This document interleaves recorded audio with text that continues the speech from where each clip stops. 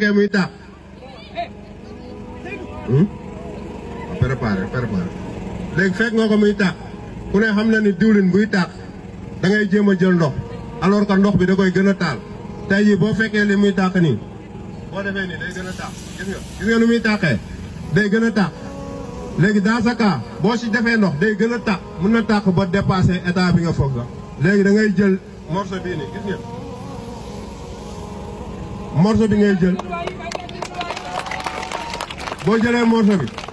da nga koy trempé ci da ngay jël benn siwo wala dara nga trempé ci morceau faweerekaay wala sarbet yi ñuy sangoo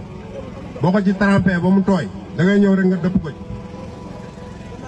da ngay ñëw rek comme ni muy tàqee noonu di jëm si kaw da ngay ñëw nga doxee ko ginnaaw rek nga dëpp ko ci nii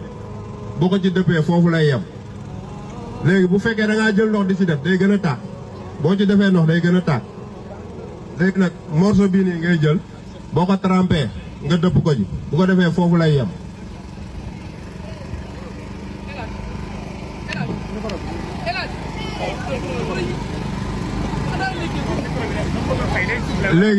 léegi balaa ñuy gën a tardé dañ doon ñaan comme suñu mbokku jigéen yi ku ci am question bu muy posé